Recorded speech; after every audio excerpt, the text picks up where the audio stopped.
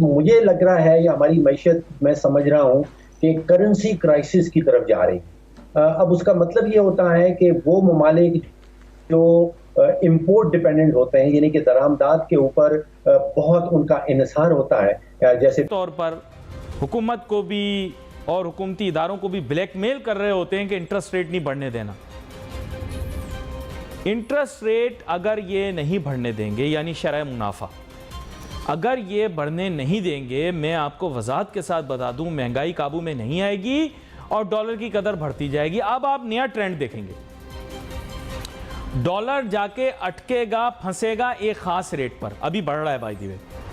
ابھی جو میں دیکھ رہا تھا انٹر بینک میں بھی بڑھ رہا ہے، تو ایک خاص جگہ پہ جا کر اٹکے گا۔ جب تک آپ اپنے انٹرسٹ ریٹ کو نہیں بڑھائیں گے، میں بڑے وثوق کے کچھ ذکر ہو جائے پاکستان کی دیگرگوں معاشی صورتحال کا۔ اسٹیٹ بینک آف پاکستان نے اپنی تازہ ترین رپورٹ بھی جاری کی ہے اور اکاؤنٹنگ جو ہے وہ بھی بڑی اچھی چیز ہے، لیکن اکنامک جو ہے ڈیسیجن میکنگ، اس میں اکاؤنٹنگ کا سیکنڈری رول ہے۔ سب سے پہلے آپ کی فلسفی درست ہونی چاہیے۔ اگر آپ نے کمپیٹیٹیونیس کرنی ہے، اپنی اکانومی کو آؤٹ ورڈ لکنگ کرنا ہے، انورڈ۔ پاکستان ہے، ہم گندم امپورٹ کرتے ہیں، کپاس امپورٹ کریں گے، ادویات، پیٹرول، ڈیزل، مشینری، کوئلہ، LNG، ان سب چیزوں کی امپورٹ کے بغیر ہماری معیشت چلتی نہیں، اور ان سب چیزوں کو امپورٹ کرنے کے لیے ہمیں چاہیے ڈالر۔ اور اس وقت ہو یہ رہا ہے کہ جو ڈالرز کا اخراج ہے وہ میں سمجھتا ہوں لگ بھگ کوئی 100 ارب ڈالر کا سالانہ ڈالرز کا اخراج ہے، اور جو آمد ہو رہی ہے ایکسپورٹ کی شکل میں یا ریمیٹنسز کی شکل میں، وہ کوئی 60-62 بلین ڈالر سے زیادہ کی نہیں ہے۔ تو وہ جو گیپ رہ جاتا ہے، جو فاصلہ رہ جاتا ہے ڈالر کے اخراج میں اور ڈالر کی آمدن میں، وہ بہت بڑا ہے۔ اب سمجھیے 35 سے 40 ارب ڈالر کا وہ گیپ جو ہے وہ سامنے آ رہا ہے۔ اس کو پر کس طرح کرنا ہے؟ اگر پر نہیں ہو رہا تو پھر ہم کرنسی کرائسس کی طرف جا رہے ہیں، اور اس وقت سارے جو اشارے نظر آ رہے ہیں معاشی اعتبار سے، وہ یہی کہہ رہے ہیں کہ اس وقت پاکستان کرنسی کرائسس کی طرف بڑھ رہا ہے، اور اس کے نتیجے میں پھر کیا ہوتا ہے کہ ڈیویلیویشن ہوتی ہے۔ ہم نے آلریڈی دیکھا کہ روپیہ کتنی تیزی سے ڈالر کے سامنے گرا ہے۔ فاروق سلیم صاحب، اس سے پہلے کہ میں جمشید اقبال چیمہ صاحب کی طرف بڑھوں، یہ جو آپ تمام اشاریے بتا رہے ہیں، سرمایہ کار کیا سمجھتا ہے کہ پاکستان کی معاشی پالیسیز کی وجہ سے ایسی صورتحال ہے، یا پاکستان میں پولیٹیکل ٹرموائل کی وجہ سے ایسی صورتحال؟ جی دیکھیے، سیاست اور معیشت جو ہے اس کا، وہ کہتے ہیں کہ بڑا گہرا ایک چوری دامن کا کام۔ اس میں کوئی شک کی بات نہیں کہ جن ممالک میں سیاسی عدم استحکام ہوتا ہے، ان کی معیشت میں استحکام آنا جو ہے وہ بڑا مشکل ہے۔ تو آپ سوچئے کہ دو دھاری تلوار چل رہی ہے پاکستان کے اوپر، ایک تو سیاسی عدم استحکام ہے، اور ایک جو ہماری معاشی پالیسیز ہیں ان کے اندر اس وقت جو سب سے بڑا چیلنج ہے وہ یہی ڈالر اور ڈالر کا انفلو اور آؤٹ فلو کا جو گیپ ہے۔ اور اس کے نتیجے میں ہم نے دیکھا بہت سارے ملک جو ہیں، ایگزامپلز ہم دیکھ چکے ہیں پچھلے کچھ مہینوں میں۔ سری لنکا کا جو میجر پرابلم تھا وہ کرنسی کرائسس کی وجہ سے ہی شروع ہوا تھا، جس میں ڈالر کا اخراج زیادہ ہے، آمد جو ہے وہ کم ہے، اور پھر اس کے نتیجے میں آپ ایک وشس سائیکل جس کو ہم کہتے ہیں کہ وہ کیا کہیں، اس کو شیطانی سرکل ایک شروع ہو جاتا ہے، جس میں آپ کو کرنسی ڈی ویلیو کرنی پڑتی ہے، جس کے نتیجے میں مہنگائی ہوتی ہے۔ اگر آپ کے پاس ڈالرز نہیں ہے تو پھر قلت ہونے لگتی ہے، ادویات کی قلت ہونے لگتی ہے، پیٹرول ڈیزل کی قلت ہونے لگتی ہے، اور جو بیرونی دنیا ہے وہ اس کا جو اعتماد ہے آپ کی معیشت کے اوپر، وہ اٹھنا شروع ہو جاتا ہے۔ ساتھ سائنسی بنیادوں پر معاشی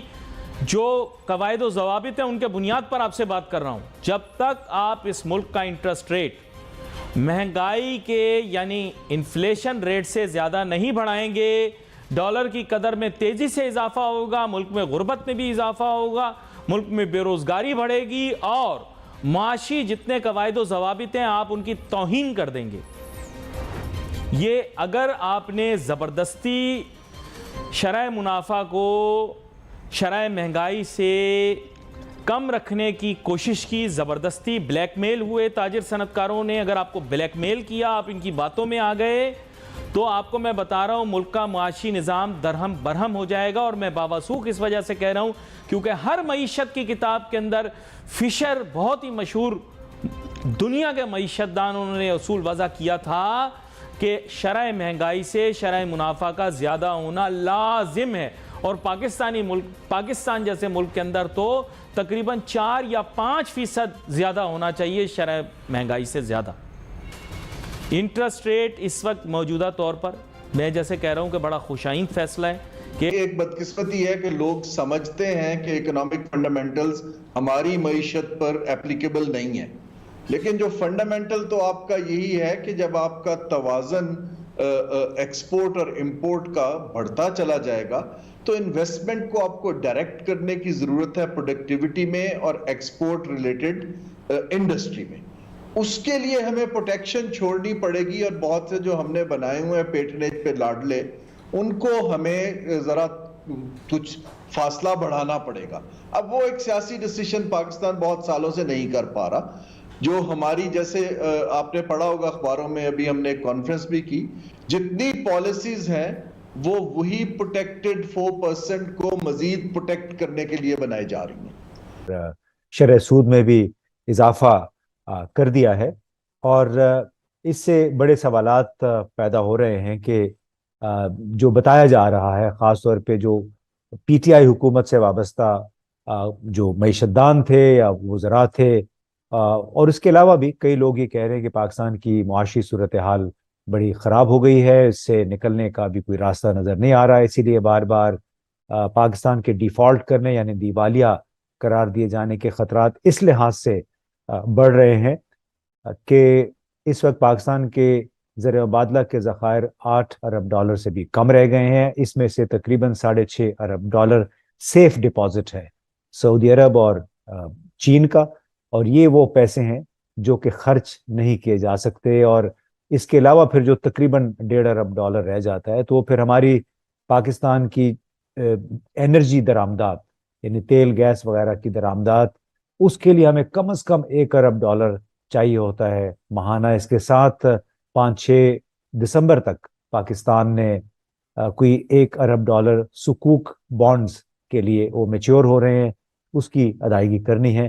تو اب کئی لوگ کہتے ہیں کہ پاکستان ٹیکنیکلی ڈیفالٹ کر چکا ہے، لیکن اگر وزیر خزانہ کو سنیں، دوسرے وزراء کو سنیں تو کہتے ہیں فکر کی کوئی بات نہیں ہے، آپ حوصلہ رکھیں اور انشاءاللہ جلد ہی دوست ممالک اور دوسرے ذرائع سے پاکستان کو کچھ نہ کچھ مدد مل جائے گی. تو یہ ڈیفالٹ کا خطرہ نہیں پیدا ہوگا. اللہ کرے کہ پاکستان ڈیفالٹ نہ کرے. کوئی بھی محب وطن پاکستانی نہیں چاہتا کہ پاکستان میں وہ صورتحال پیدا ہو جو سری لنکا میں دیکھنے میں آئے، اور اس سے پہلے بہت سارے جنوبی امریکی ممالک دیکھ چکے ہیں. اللہ نہ کرے کہ ایسا ہو. لیکن آج جو اسٹیٹ بینک کی طرف سے رپورٹ سامنے آئی ہے، پھر شرح سود میں بھی اضافہ کر دیا گیا ہے، اس سے بظاہر تاثر یہی بنتا ہے کہ معیشت کا پہیہ اس سے سست ہوگا، کیونکہ اگر قرضہ کوئی نہیں لے گا تو اس کا مطلب ہے کہ سرمایہ کاری نہیں ہوتی ہے. اب بیرونی ممالک کی سرمایہ کاری تو بالکل فارغ ہے پاکستان میں، جس کو کہتے ہیں فارن انویسٹمنٹ، لیکن اندرونی طور پہ بھی اگر پیسہ مہنگا ہوتا ہے تو ظاہر ہے خاص طور پہ پھر پاکستان کا جو کاروباری ہے جو کہ پیٹرنیج پہ پلے ہوئے ہیں، ہمارے سرمایہ کار، ہمارے صنعت کار زیادہ تر وہ سرکاری مراعات کی طرف دیکھتے رہتے ہیں، سبسڈیز اور امپورٹ ریبیٹس اور ایکسپورٹ ریبیٹس، معلوم نہیں کیا کیا، جس کی وجہ سے پاکستان کی معیشت ترقی نہیں کر سکی ہے.